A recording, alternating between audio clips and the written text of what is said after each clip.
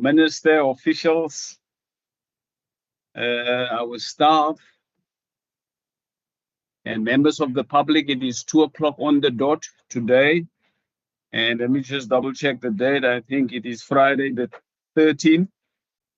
And hopefully we're not going to be in Hollywood on this Friday the 13th. It's probably the most famous date in Hollywood. We all know that it is that time of the financial year. It's that time for the preparations. And I can see some people are checking in, but they'll meet us along the way. Members, once again, good afternoon, officials, Minister, HOD, you and your team. Thank you for making the time, and everybody thanking for being on time. And I'm going to start off the known drill to us by making the introductions. I am Memory Boyson. I'm the chairperson for the Standing Committee for Health and Wellness, also famously known as Vote 6. I will then allow the members to introduce themselves, and then I'll come to the Minister and to the HOD and to the rest of the officials. Members, you can go. Afternoon, everyone. I'm Benedicta van Minnen. I'm a member of this committee. Hi, I'm Thomas Walters. I'm a member of this committee. Good afternoon. I'm Donita Stevens, and I'm a member of this committee. Good afternoon, Chair and everyone. My name is Rachel van Vogel, and I'm a member of this committee. Good afternoon, Wendy Kaiser-Philander, member of the committee. Thank you. I think those are all the members. I'm going to go over to the Minister. Minister, are you on board? Good afternoon, Chair, and good afternoon to the committee, and good afternoon, Team Health. Thank you, Minister. Good afternoon to you too. HOD. Good afternoon, Chairperson. Good afternoon, members of committee. Minister, good afternoon. I will be just asking each member to put on the camera as I introduce them, Chairperson. So first, Dr. Anita Parbu. She is the CEO of Red Cross Hospital. Next person, Ms. Desiree Mohani, Director for Management Accounting and Budget Office. Next person, Mr. Glenn Carrick, the Chief Director for Finance, Mr. Carrick. Next person, Ms. Karen Ching. She is the Director for Strategic Planning. We have Ms. Kirsty Jackson that works in the Strategy Office. Dr. Lara Angeletti Tutue, next person. She is the Chief Director for Infrastructure. Then Ms. Lene Pinar, she works in the Strategy Office and she was responsible for the compilation of the APP. Ms. Leslie Shand is the Director for Health Intelligence. Ms. Nonslanslan Nkosi is the Chief Director for Strategy. Dr. Sadi Karim is the Chief of Operations. Mr. Simon Kay is the Chief Financial Officer. And Mr. Z. Brickles is the standing in for the Metro Chief Director at this specific meeting. Chairperson, that's all of us. And I'm Keith Clutie, the Head of Department. Thank you, Chairperson. HOD, thank you very much. Once again, colleagues and to the professionals, the purpose of this exercise is for me to table the appropriations for Vote 6, and thereafter we would then deliberate on it. I hereby do so officially to table the deliberations for Vote 6, Health and Wellness, in the schedule to the Western Cape Appropriations Bill, B1 2026. I will then now give an opportunity for the Minister to make some opening remarks. And so if the HOD would like to do the same, I'll allow that. And thereafter, colleagues, I will then explain how would we then unpack our deliberations going forward. Minister, over to you. Thank you very much, Chair, and greetings to you and the members of the Standing Committee. The budget for vote 6, health and wellness, a 34.47 billion rand budget for 26-27 is now before the committee, as well as our annual performance plan. As you're aware, we faced several crises over the last few years, and we're now fortunately in a space where we can stabilize, and we're beginning to see the space to build, strengthen, and reshape the health system for the future. Over the past 5 years, the context that the department has managed has been exceptionally difficult. First came the COVID-19 pandemic, which placed enormous pressure on every part of the system. And shortly thereafter, we had fiscal austerity, which constrained resources that were available to provinces. And during that time, our task was really to protect essential services. And throughout this time, I must give thanks to our healthcare workers who carried the system through extremely difficult conditions, and their commitment is the reason our system remained so resilient during these difficult periods. It's against that backdrop that this budget represents an important moment for our health system. For the first time in many years, we're seeing a meaningful increase in the department's budget that isn't tied to a crisis response. The department's allocation increases by 5.58% compared to the 25-26 adjusted budget, and by 7.69% compared to last year's main appropriation. And this really does represent an opportunity for the health system chairperson. In the adjustments last year, I spoke about the green shoots of recovery beginning to emerge. And this budget allows us to nurture those green shoots and begin the next phase of rebuilding. But when I say rebuilding, it also doesn't mean returning to the system to exactly how it was before the pandemic. We know that healthcare in the world is changing rapidly, and we must plan for the type of system we'll need in 10, 15, maybe even 20 years from now.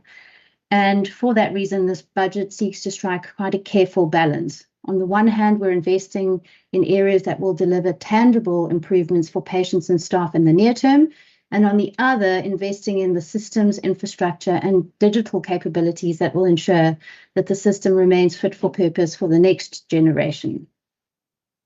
We also table, Chairperson, the APP before the committee, which sets out the priorities of the department and the path we intend to follow over the coming year, guided by the Provincial Strategic Plan and the department's strategic framework over the next 5 years, which is centered around enabling residents to start well, live well, age well, and all underpinned by a department that is run well. These interconnected priorities provide a clear and practical framework for action, ensuring that we focus both on improving individual health outcomes and on strengthening the health system that delivers them. And that, overlaid with the budget that is before you, gives these plans practical meaning by ensuring that the people, services, and systems required to deliver on them are firmly in place. So with that as an overview and introduction, I thank you. Thank you very much, Minister. HOD, I don't know if you have some gold in your bag as well. Thank you very much, Chairperson. I will just, in addition to the Minister, just make the following points. As we stand here with the committee today and we table this budget, it is with a sense of partial relief that we can come for the first time in many years with a budget that has a percentage increase that's higher than inflation. Therefore, it's for the first time in many years we don't have to make tough decisions of what we're not going to be doing. It's the first time in many years where we have the discretionary space to say, how do we stabilize, reset to a new baseline, as the Minister said, but how do we start investing in the parts of the system that is most under pressure, but that will give us the best yield in terms of people's outcomes. So there's a very intentional budget allocation that we will talk you through in the coming pages of 3 key principles. The first one is we are very much mindful of the pressures as experienced by our frontline staff over the last couple of years. Those pressures, as a committee, you've walked that journey with us. You've visited many places. You've seen the pressures in EMS. You've seen the places in our emergency centers. You've seen the places in psychiatric services. You've seen the places in certain of our hospitals in terms of surgical outputs and other critical areas where patients have been on the receiving end of what our system could cope with and afford, but sometimes compromising what we can offer them to the best of our abilities. So part of stabilizing is to go to those pockets and say, how do we use this window to go back and stabilize and really pivot on the places where the pressures are felt the most. At the same time, we're now in a position to say, how do we go to the pockets where we know our investment will give us the best yield over years to come? And that for us is to invest in primary care. So therefore, we have the ability now with this budget to make an intentional decision to invest in primary care. And this is primary care across the entire province. And our allocation actually for that goes down to sub-district level to strengthen the primary care footprint. That's closest to where households are that are feeling the biggest brunt of the healthcare challenges that comes at that, or societal challenges. So that's the second principle. And then the third principle, Chairperson, is really that we also use the opportunity that we strengthen the whole system. It's things that we can pull through and make sure, like infrastructure, like IT digital systems, to strengthen the whole system. So while we put these three together, it gives us a little bit of space to also do innovation and encourage people to come, innovative ideas to come to the fore. And lastly, to build in some incentives for where people are generating revenue, that we can look at paths of that revenue going back into our biggest points where revenue can be. So I would invite the committee members to look at those 5 principles that I put on the table, because that informed how we allocated this budget.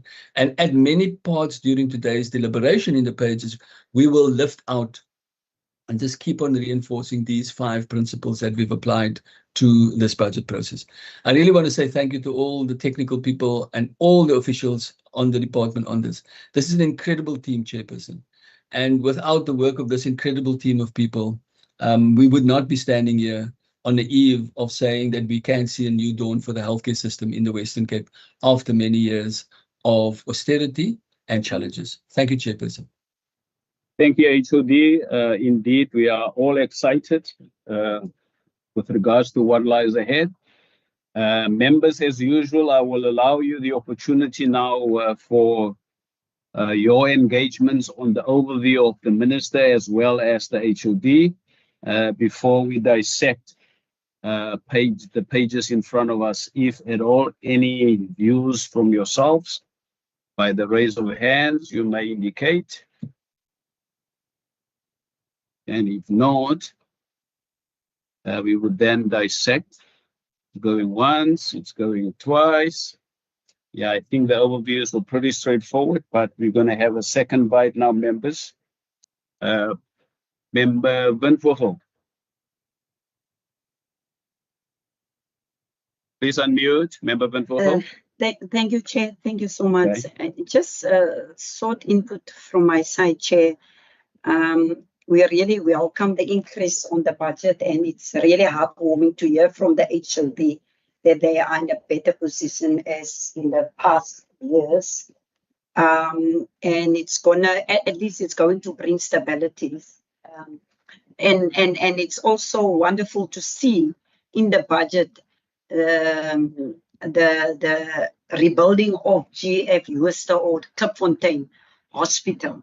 So it's just a short input in terms of the input by the HOD. Yeah, let me just park there. Thank you, Chair. Thank you, Member Benfogo. I don't know, HOD, if you're going to take those feathers in your cap.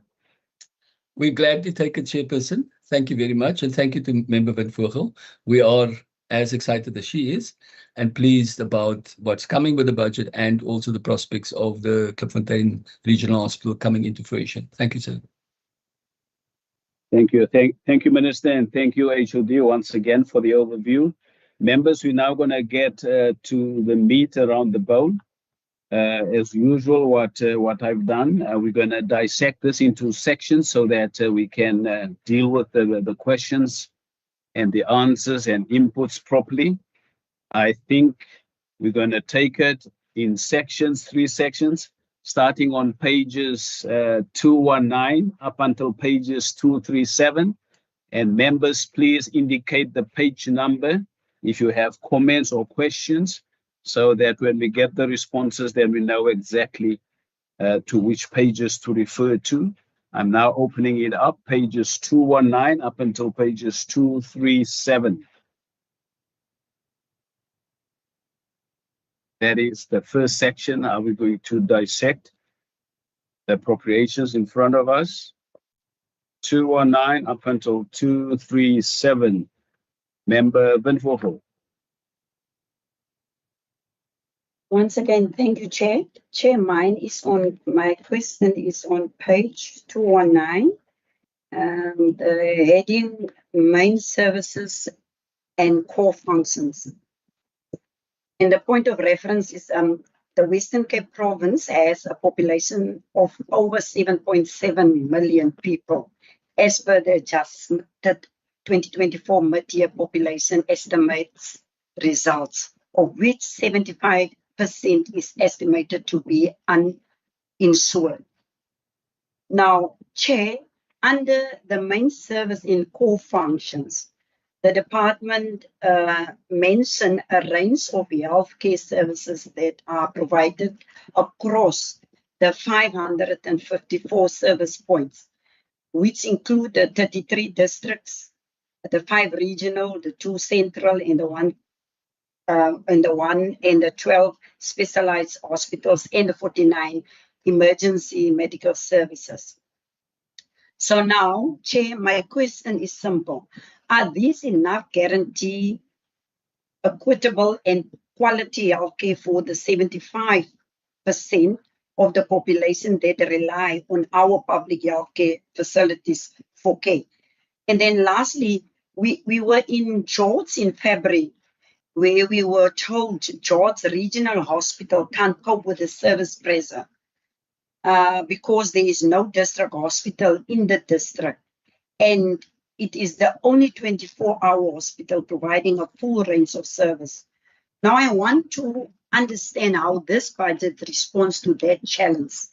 Then also on page 219, demands and changes in services. That's the heading.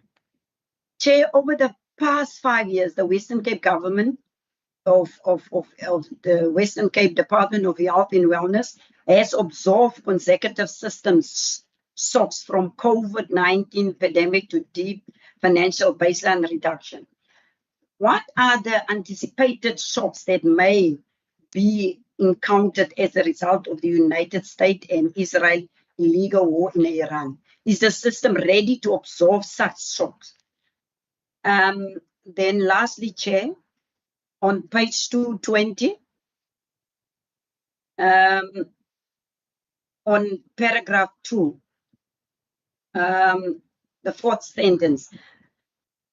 For example, the widening coverage gap percentage of children not fully immunized has more than doubled from 14% to 29% between 2019 to 2025, increasing the risk of outbreak of vaccine preventable conditions.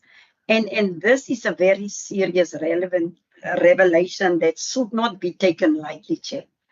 So how is the department responding to this challenge and to fast-track immunization of children? Thank you, Chair. Thank you, Member Van Vogel. Member Stevens, you are next. Thank you, Chair. I also welcome the overview, but I just want to know on page 219, the department outlines its strategic priorities for empowering healthcare access. How will the department ensure that the rural communities, such as Overberg, Garden Road, receive equitable access to health services, and how are the department going to strengthening primary health care and reduce overcrowding at hospitals? And then on page 221, the budget allocations across programs reflects competing services delivery priorities. Can the department explain how it determines the balance between administration, district health services, and central hospital services? and what measures are in place to ensure that frontline health services are not absorbed by administrative costs? Thank you for now, Chair. Thank you, Member Stevens. Minister, you will decide between yourself and the HOD in terms of how the responses will be addressed. HOD, I see you going first. I'm happy to wait for the Minister to go first. Thanks, HOD. yeah. You're welcome to go ahead. Okay. Well, Thank you very much, Member Van Vogel and Member Stevens. So just to go very quickly, Chairperson, I think Member Van Vogel's question is a fundamental question. Is the guarantees enough that what we have as a resource meets all the needs of our populations? My emphatic answer is we will never have enough resources to meet all the needs.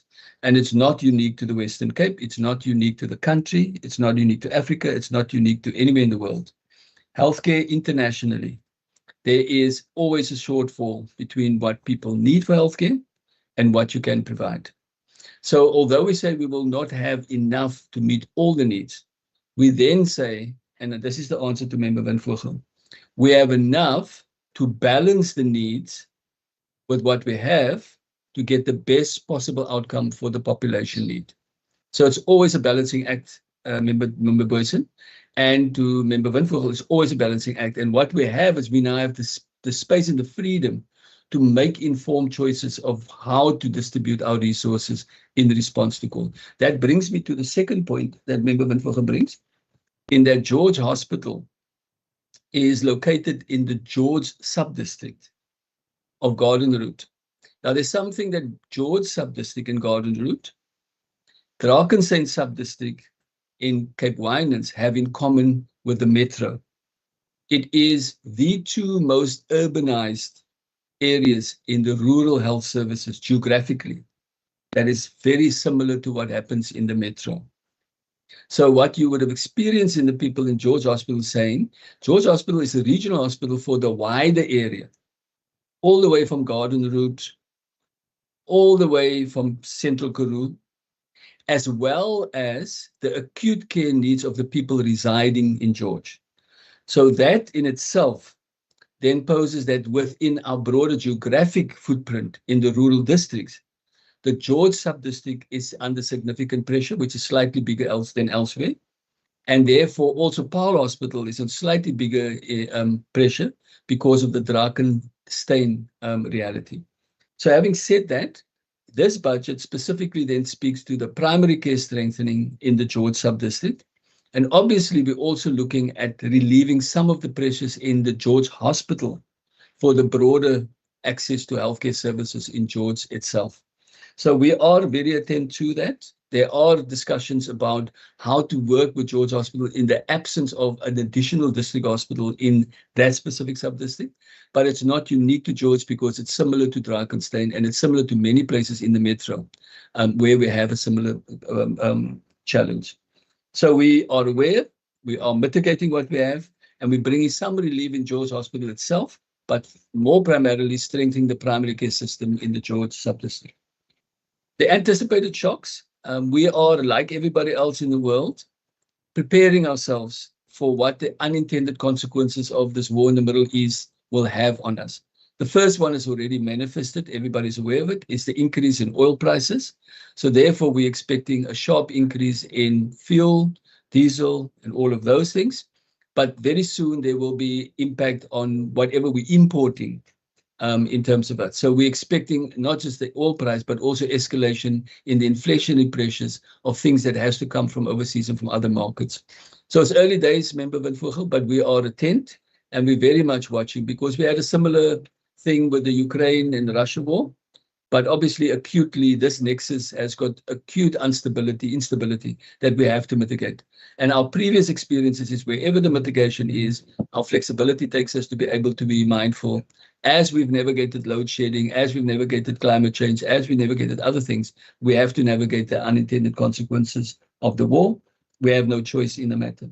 And then the last question about the immunization gap, that's one of the things that is the most pressing things for us in the healthcare system. That widening gap of immunization coverage comes from a range of things. mainly because we've not been able to staff our PHC platform sufficiently over the years. But secondarily, it's a lagging effect of, let's call it misinformation and disinformation that came out of COVID, with people not willing to come forward to have their children immunized. So there's a whole communication campaign about the safety of immunization and really countering the misinformation that's still lagging in the system about vaccines generally. And then lastly, there has been this issue about our system being able to reach out to pockets where children are in more vulnerable situations. So we've just done a community household survey that gives us wonderful insights in terms of where the pressures and the difficulty that households have. And it makes us a little bit attentive. So that comes to two things. A lot of what this budget is about increasing access to money for the primary care services. One of the biggest focus of that additional investment is to counter immunization coverage and to have an increased drive in those areas across the entire province. Member Stevens, I can say to you as well that the commitment to rural communities in Overberg and Gardenwood, like in other as well, up the West Coast and in Cape Winelands, it is really in relation to this additional PHC service, and it is in every sub-district across the province that this allocation is. We have gone to every one of the 32 sub-districts, and there's additional allocation for primary care services. So it definitely will be felt in Overberg, each of the sub-districts, and in Gardenwood, each of the sub-districts. And then just to maintain the balance between what we give for administration, for district health services, and for specialized services, it's with that balance that we will explain later when we come to Program 1, to Program 2, to Program 5, how we've maintained the balance via these 5 principles that I've mentioned. So you might see a little bit of increase in Program 1, but that is for transversal things to strengthen the whole system. It's not to beef up administration. Definitely you see the PHC allocation showing up in Program 2. And then in Program 5, you see stabilization, but not at the same level as Program 2, which is the DHS. So this is very much a DHS, a pro-DHS budget allocation, not that we're neglecting all the other parts of the system. Thank you, Chairperson. Thank you, HOD. Members, we are still between pages 219 and 236. Member Van Vogel can go. Please unmute. Unmute, Member Van Vogel. Thank you, Chair. Okay. Chair, my first question is on page 222, compensation of employees. Point of reference, the department's recruitment strategy has successfully reversed the negative growth trend experienced over the previous 2 financial years, resulting in an overall positive net fill rate that is more closely aligned with the funded post-establishment. So now, can the department explain what it means by this statement of successfully reverse the negative growth trend experienced over the previous 2 financial years? I need to understand what is the number of funded posts and were they all filled? And then secondly, was the underspending of COE budget over the years part of this strategy to reverse the negative trend? Then, Chair, on page 224, implementation of new policy priorities. The Start Well agenda gained traction through enhanced cross-cluster alignment. Expansion of preventive interventions such as Kulisa Care and Planet Youth and systems level support to district and municipal partners. In respect of the Kulisa Care, we must commend the Western Cape government for agreeing to be a pilot center for the project. But can the department tell us how much the province is contributing towards the pilot and how much is contributed by other stakeholders such as DGMT, and what is the number of targeted beneficiaries this year? Then on page 225, the challenges. On point of reference, the department is saying the year was not without difficulty, persistent human resources shortages, aging infrastructure, delays in national procurement processes, legal pressure, and so on. I know the challenge mentioned, but my key concern is on the medical legal pressures. Why is the department spending so much on the medical legal cases? What is the strategy to reduce negligence cases in our public health so as to reduce these cases? And how much was spent on these cases last year and how much is budgeted for this year? And I'm really worried with these cases, Chair. I'm sitting with two family members, one in the Overberg district and one in the Stellenbosch area. So the department will receive those cases soon. Also negligence.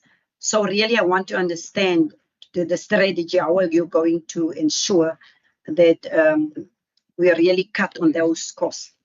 Then on page 229, I think 229, I touched on that one, Chair. But on 233, the total department owned decreased by 31.921 million from the 2025 to 2026 revised estimate to 485.7 million in the 2026-2027 financial year. What are the reasons for the decrease in departmental receipts?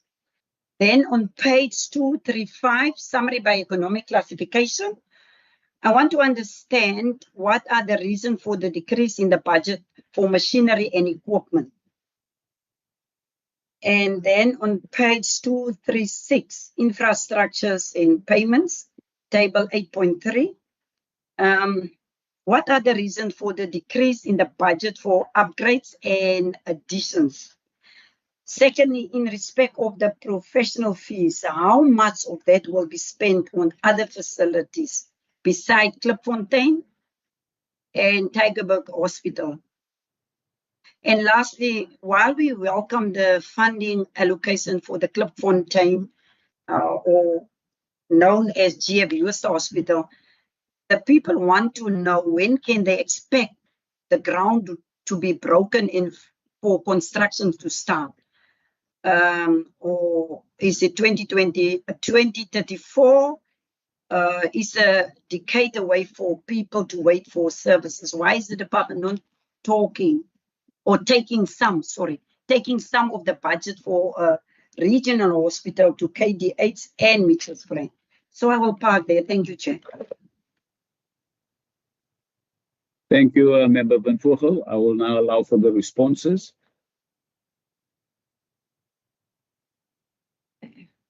Thanks, Chair. We'll try our best. There are quite a lot of questions there. So let me start on page 222, which is compensation of employees. Chair, you'll remember we presented quite a detailed analysis of the negative growth in the healthcare sector as a whole.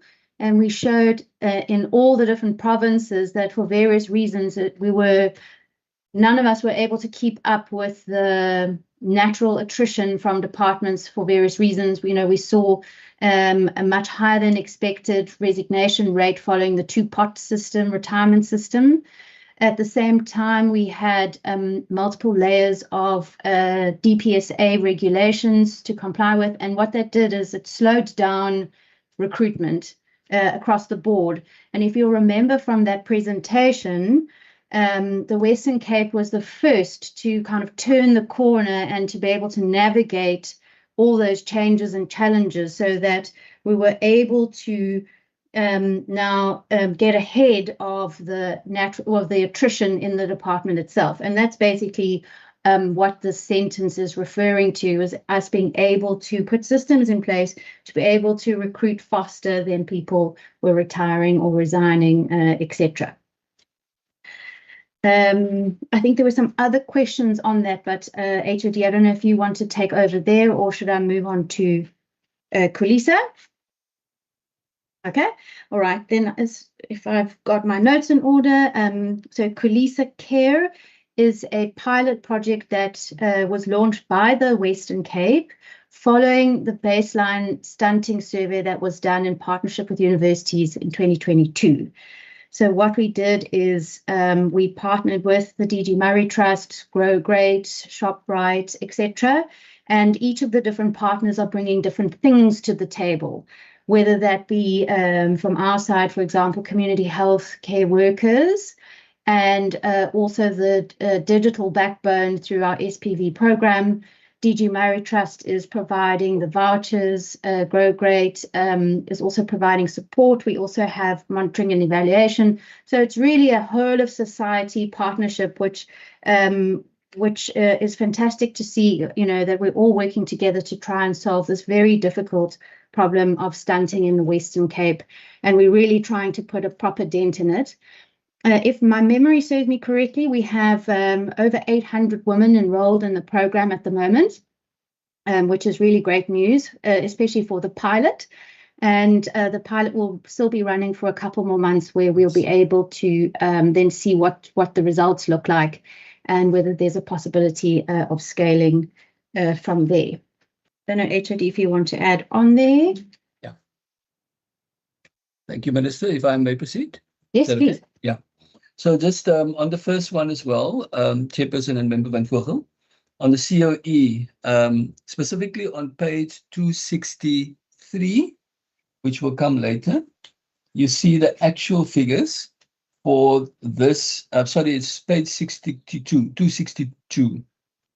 You see that we land up with 33,209 this year in staff numbers. And with the money that we've got for this coming year, we have the space to go to 34,034. So there's a space for increasing our total filled posts, because if you just call our approved post list. And I think the ministers touched on the difficulty of people resigning, us getting people into the system and all of those. That is the absolute numbers that Member Van Vogel is talking about. So we are very relieved that we have the space to increase our staff number across the department. And I think the big picture here is that because we have that number, there is the voluntary early retirement that will kick in. So we're losing about 220 staff members at the end of March. So in addition to what we have now, we still have to fill that 200 posts plus the additional posts of additional posts. So there is going to be the ability to go all the way up to 34,034, which gives us quite a lot of room for filling of posts over this coming year. In terms of the Kulisa Care, as the minister has touched on, we have more than 800 recipients now over 3 areas. It is in Breda Valley, it's in Khayelitsha, and it is in Mitchells Plain for Kulisa Care. This is either an underweight mother at birth of a baby, or the baby is underweight for age at birth. And that's the recipients. And as the minister said, we are giving as much resources as every other partner gives into this. And we will go up to about 1,200 recipients into this. And there's really excitement about looking at learning about early where we are, how we can do and scale up from this specific point. In terms of the challenges that Member Van Vogel touched on, just specifically to medical legal, when you look at the medical legal claims in our department in isolation of medical legal claims in the country, it does look big. The moment you put it into the context of comparing it to the country, it is a very minuscule medical legal claims in the Western Cape compared to everywhere else in the country. And that's down to 2 reasons. The first one is we have a dedicated medical legal unit. And again, wherever you go in the world, there will be medical legal claims. Where our medical legal claims must be seen in the context of medical legal claims elsewhere. And also in terms of the trends over a period of time. So I can say to you, the number of claims have started stabilizing in the Western Cape, and we're actually starting to see a decrease in claims. And the number of outstanding claims that we still have to process, what we budgeted for, we're spending, and we will be looking at this trend over a period of time. But Member Van Vogel is absolutely correctly that we know where the most of the claims are coming from and where we need to increase and improve quality of care, which again, this issue of stabilization allows us now to go and look at our systems to make sure that we give the best possible quality to reduce the claims coming in the first place. So my take home is we will always have claims, but Member Van Vogel is correct. The claims should not be escalating. We should be stabilizing, improving what we do, and manage the claims that comes into our system. And then the departmental receipts, I'm going to ask Mr. K to come back on page 233 just to explain the departmental receipt deduction. 235, Mr. K, also to speak about medicine and equipment. And 236, which speaks about infrastructure and professional fees. And I'll come back maybe with a concluding remark afterwards. Mr. K, over to you. Oops. Thank you, HOD, and let me greet everybody formally. So I think the first question on the revenue, so it's a bit confusing.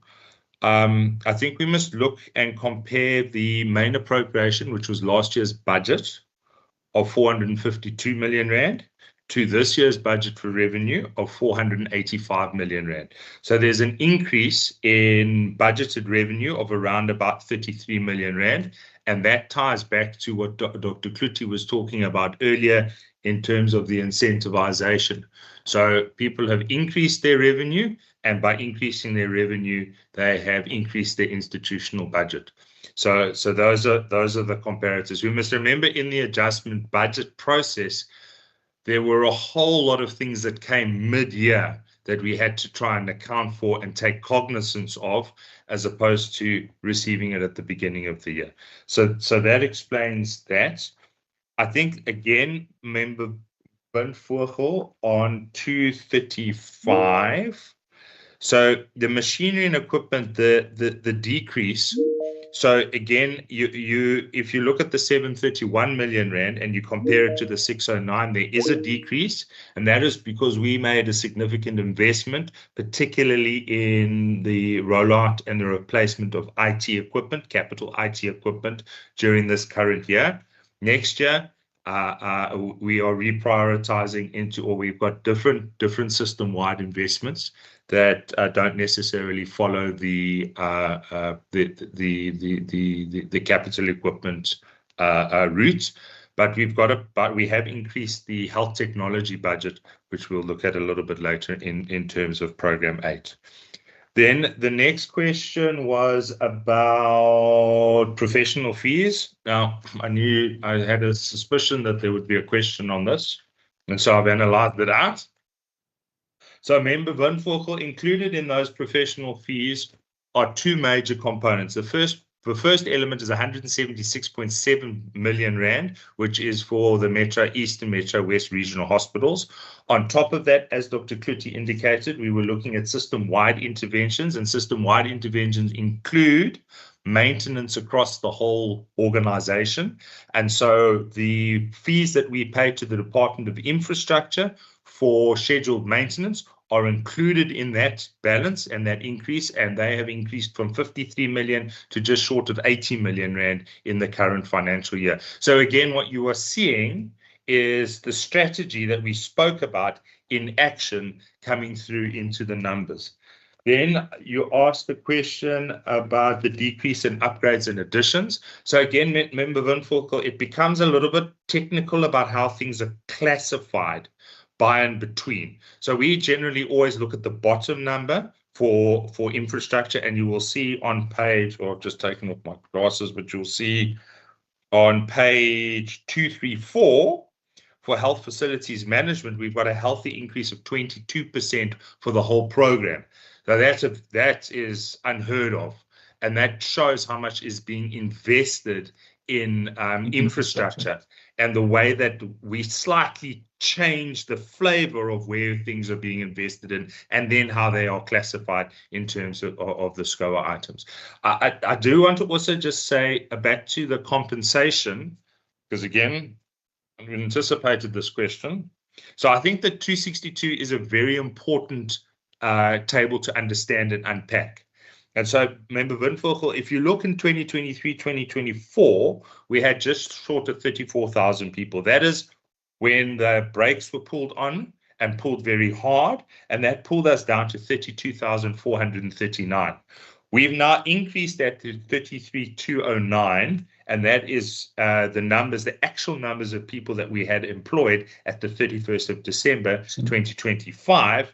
And then the additional investment for people, new people into compensation, then takes us to the 34,034, and primarily for patient facing, it's for an additional 478 people that we are looking to, and for non-OSD and support, it's additional 287, and then for interns, EPWP, and learnership, it's an additional 60 warm bodies that we are budgeting for.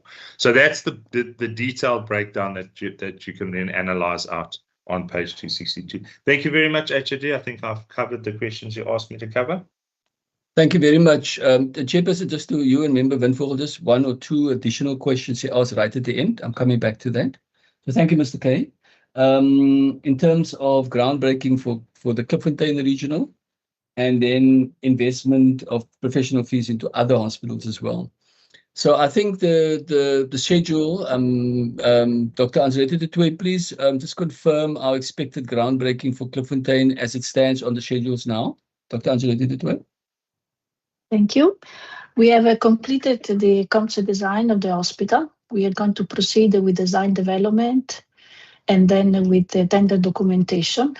After that, we will need to submit a new BFI to request the funding for the construction. And at the moment is envisaged to reach the construction around about 2032 or 33. Yeah, thanks. Yeah, so thank you. So Member Windvogel, we are obviously working in all of those timelines, and what we are looking at is speeding up those timelines so that we can have the breaking of the soil earlier, but the current schedule takes us to 2032. But just to make the point, what we will be doing in the Klipfontein Regional Hospital is it is a regional hospital. It is much bigger than the George Hospital that was closed much earlier, and it is a much bigger package of service that will be rendered in that setting.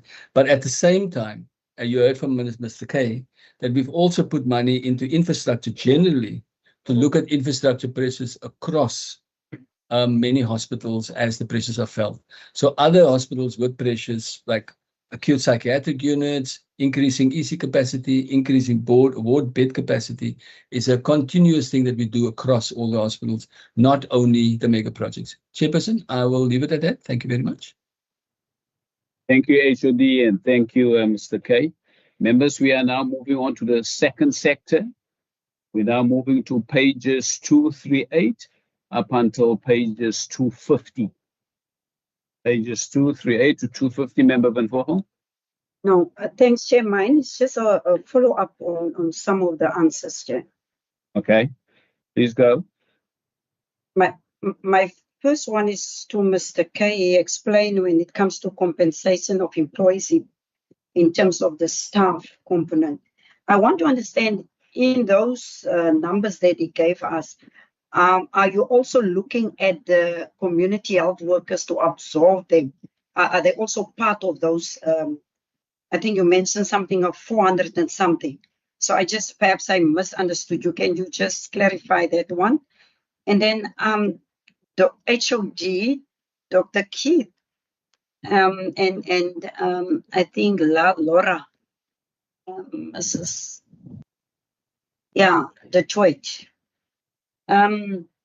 Mentioned about, so it will take us now another 7 years. Remember, it was 13 years, demolished 13 years back. So we add another 7 years, meaning it will take us 20 years to build a hospital. 7 years. In COVID time, things has happened fast. What made this project so long-standing? And I mean, like in 20 years to build one hospital. I really want to understand. Perhaps my mind is too small to understand the period of time that you want to build this hospital. Yeah, thank you, Chair. Because the people need the service. We are struggling. People are sleeping on floors in the surrounding hospitals. The services is just bad in that surrounding areas. So really, I don't understand why is it taking so long, Chair. Thank you. Thank you, Member Van Vogel.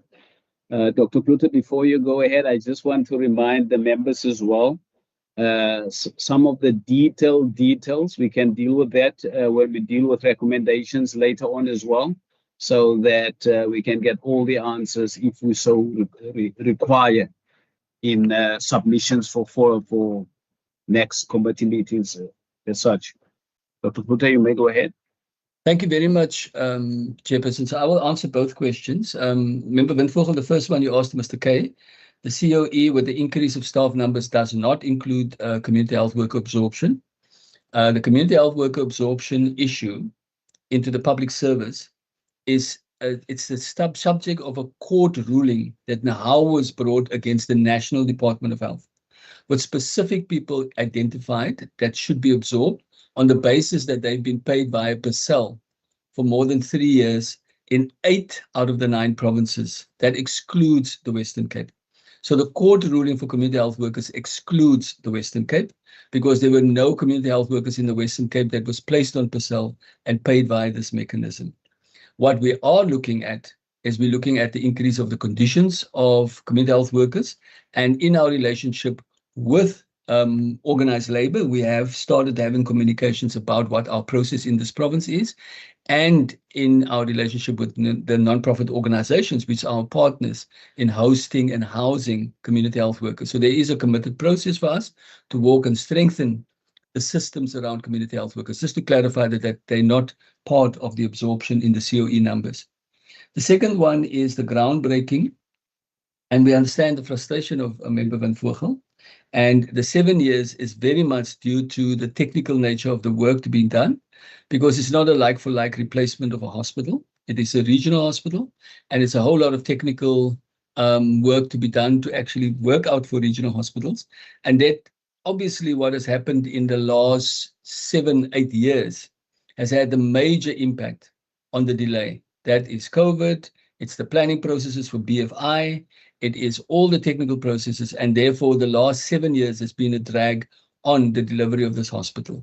So we can also, as you said, Member the Chairperson, give the detail of the technical reasons of why the delay is there. But what it is, we have the money now to proceed, and we have an horizon of 7 years.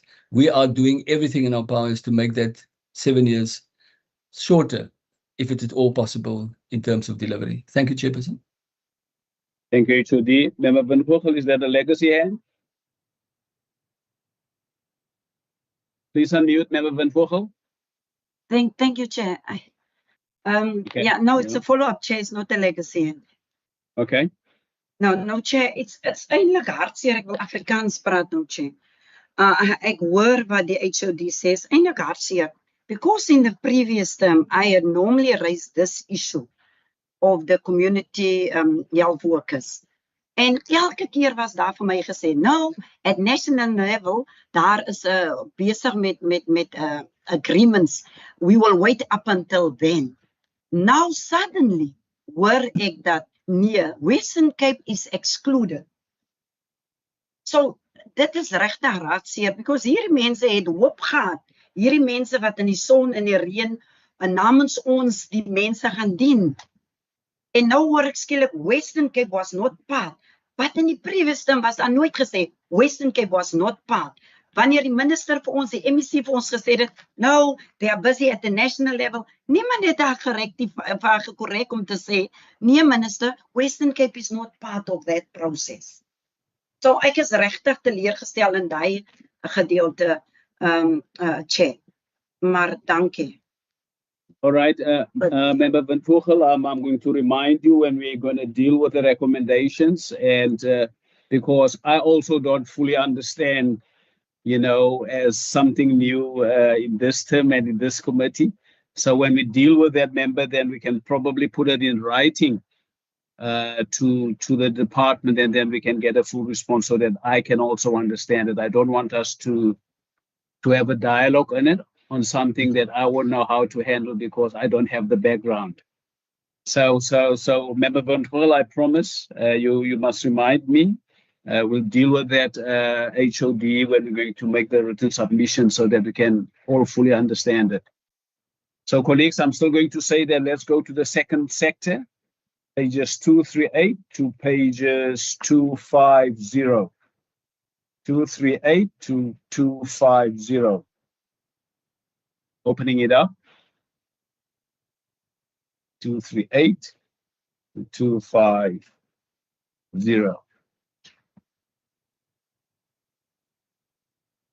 Going once. Just for the benefit of Member Van Gool and Member Stevens, in terms of why the rest of us are quiet, we are fortunate in terms of because of the compilation of the committee for us to meet ahead and stress out some of these things. So, Member Van Gool, you and Member Stevens, you're probably going to have to put on the donkey work. We're already familiar with the content, as I was saying that we've met because of our numbers on the committee. So you may deserve your salaries today. So, Chair, Hey, you yeah. are saying you have privilege to meet with the officials before the committee. Is No, that not what you your- are saying? No, rectify me. No, not the officials. Hang on, We as excuse a me, caucus. darling. We as a caucus. So not you the met offic- with the minister and the officials No, as a caucus. we met as politicians. You get me, Member Van Gool?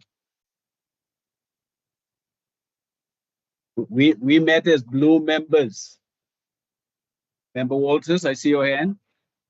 Chair, I just want to unequivocally confirm that we had no prior access or anything other than other political parties. We did, however, organize ourselves to move speedily to work through these documents and raise our own questions. So I just think we should not, I don't think that suggestion holds water. Thanks. Thank you, Member Walters. Your English is better than mine. All right, colleagues, we are still doing pages 238 to 250.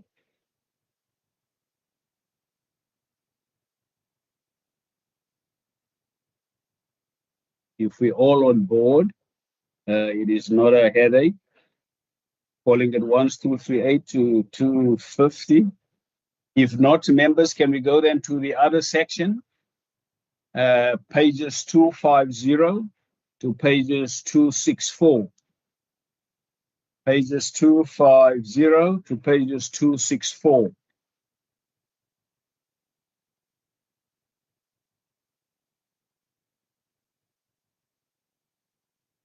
It's going 5, 4, 3, 2, 1. All right, members, it seems to me that we are covered as per the sectors of vote 6. What I then going to do is that let me just check with Nomonde.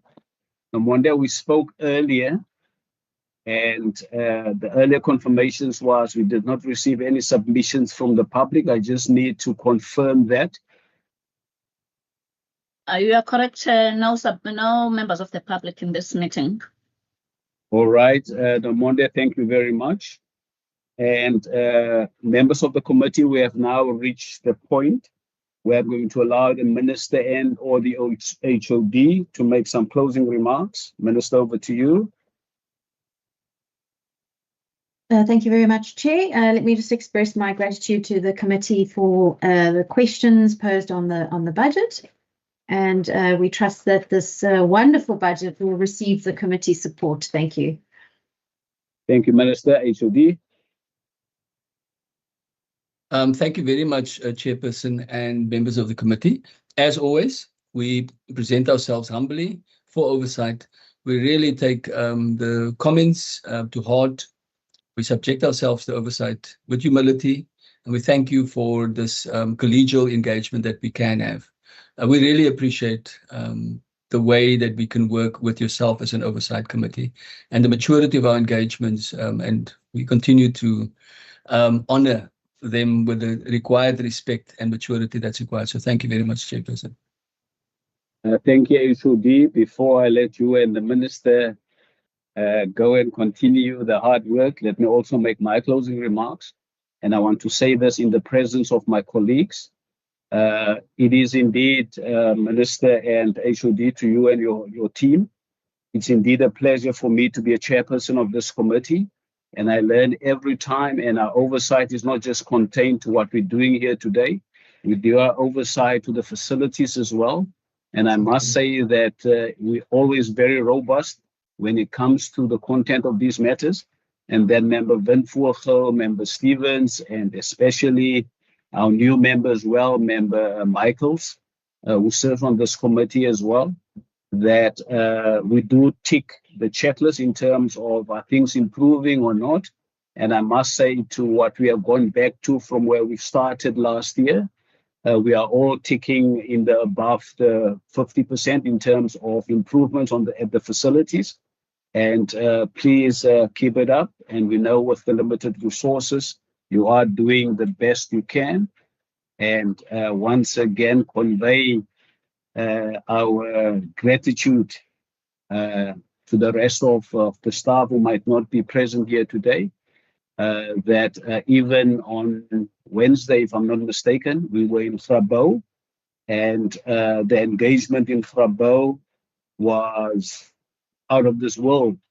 What we've seen last year and what we saw this past Thursday, and the engagements that we had with the professionals as well, EMS, the nurses, Dr. Pillay and his team, we came back very satisfied, and we're going to continue to work shoulder to shoulder.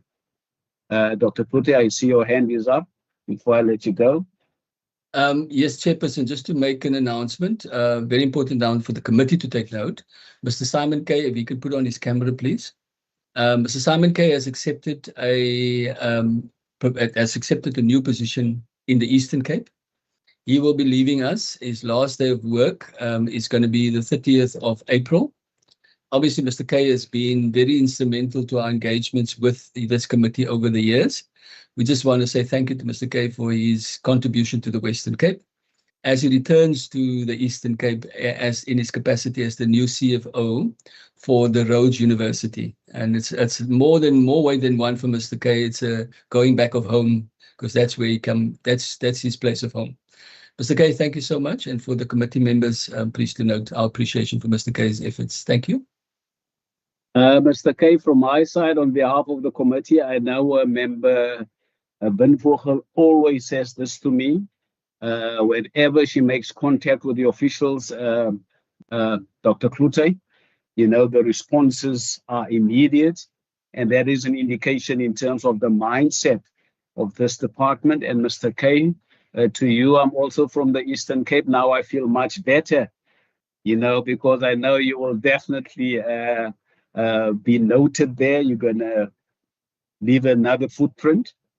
So when I go back again, I'm also going to say that I know somebody here in Takadu.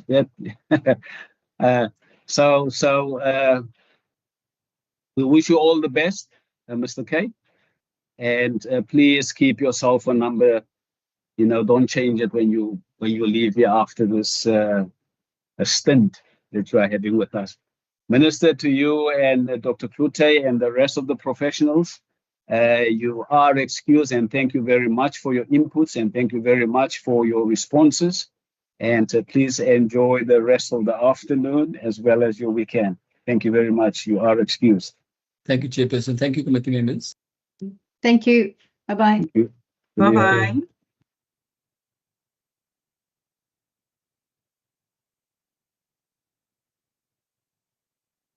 All right, members, I can see that they are all gone.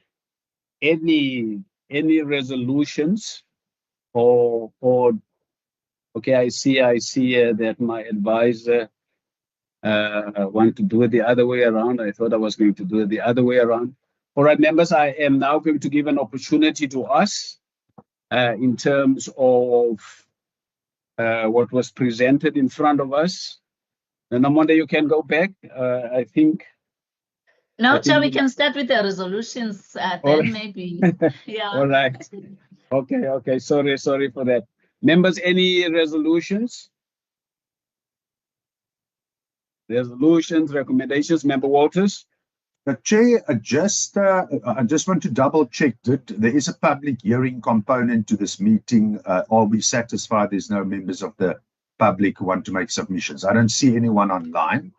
I just wanted to double check. Member Walters, yes, indeed. We did double check on that. We did not receive any submissions. And as it was stated now on the record as well, so we take it as confirmed, and there'll be a second bite as well. I'm sure that in the second bite, as of the 23rd, we're definitely going to have some of our stakeholders there. And I also think by then they would have had a thorough look at what was tabled here today. Member Benfucho? Please unmute. Thank you, Chair.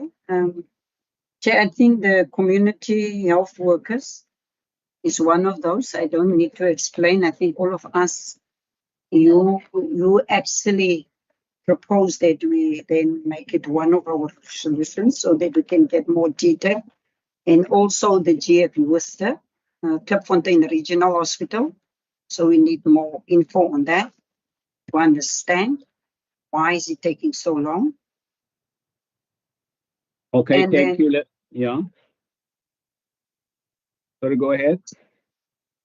And then in terms of clinical equipment,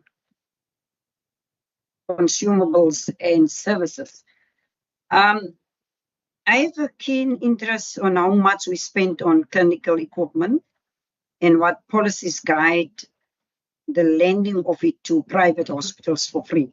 Can we get it in writing, details of all medical equipment that this department is giving to private hospital? And then, Yeah.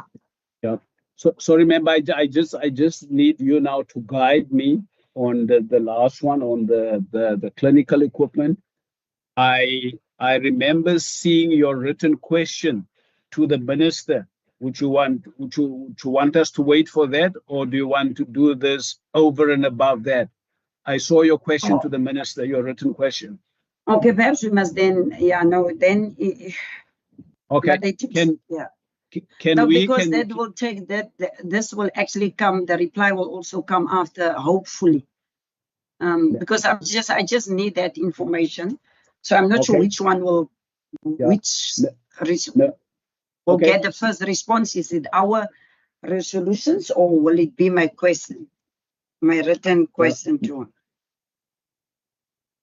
Member, if I can advise, if I can advise, is that your written question needs to be responded to anyway. And I think then, because we will then all see the reply to your written question.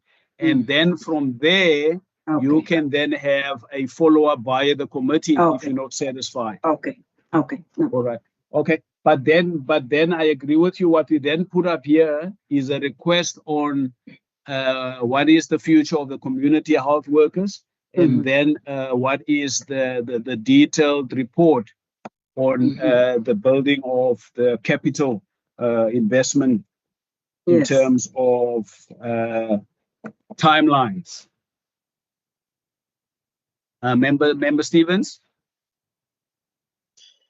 Thank you, Chair. I just want to know something. I know the HOD did say something about the early retirement of over 200 and whatever staff. I just want to know what specific hospitals or clinics that's going to have an effect on. I hope it's not going to have an effect on your Caledon, your Stellenbosch, your Mitchells Plain, your Kryford hospitals, where there is so many complaints already from the public due to bad service.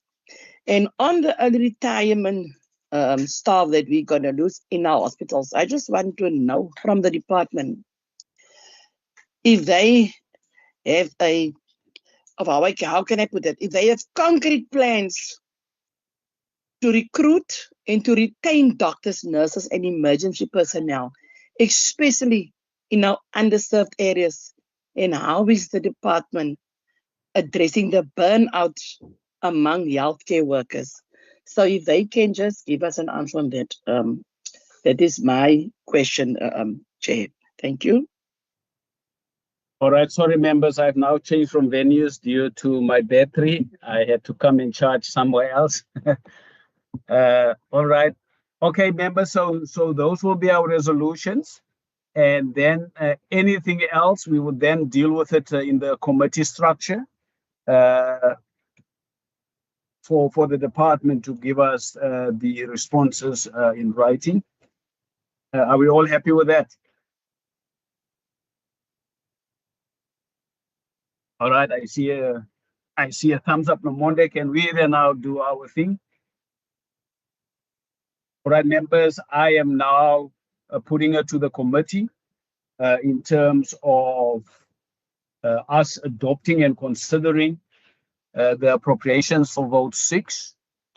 And I'm going to read it for the record, and then I'll give an opportunity for a response in that regard.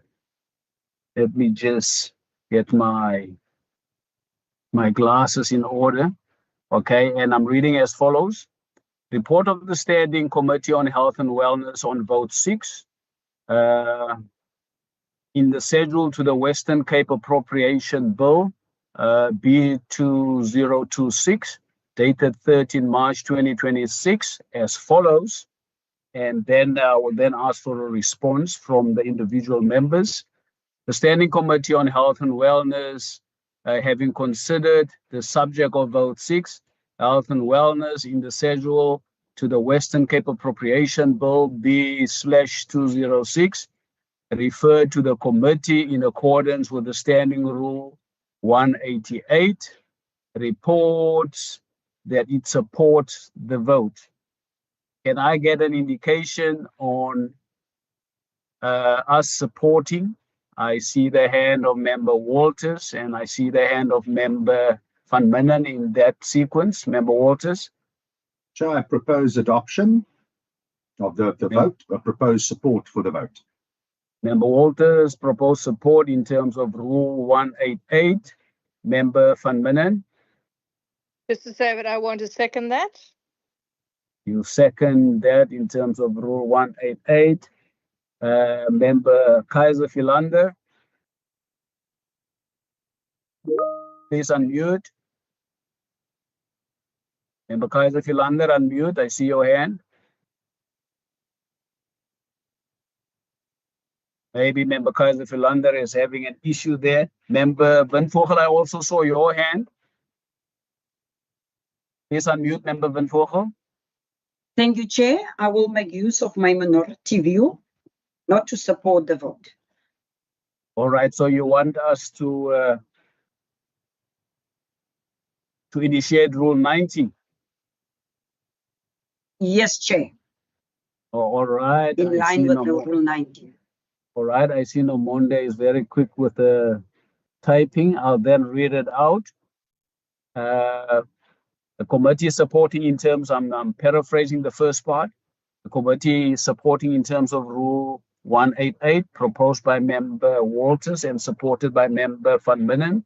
And then the minority view, in accordance with Standing Rule 90, the African National Congress expressed its minority vote to not support the vote. You happy with that, Member Van Vogel? Member Van Vogel, okay, that is noted. Yes, Chair. Yes, Chair. All right, thank you. All right, thank you very much. Colleagues, that brings us then to the end of the proceedings. Member Walters, is that a Yeah, Chair, I just thought, just to be absolutely procedurally clear, I would like to propose then the committee report as amended that we supported. All right. Monday, do you have that for the record? Yes, Chair, it must be supported and adopted. All right. Adopt. Okay, we are now adopting it in terms of Rule 188, and provision is made for Rule 90 for the African National Congress minority vote then to be expressed as well. Thank you very much. Colleagues, that brings us to the end of the proceedings. And thank you very much once again, and enjoy your weekend. And the meeting is adjourned. Thank you. Thank you, Chair. Pleasure. Bye. Bye.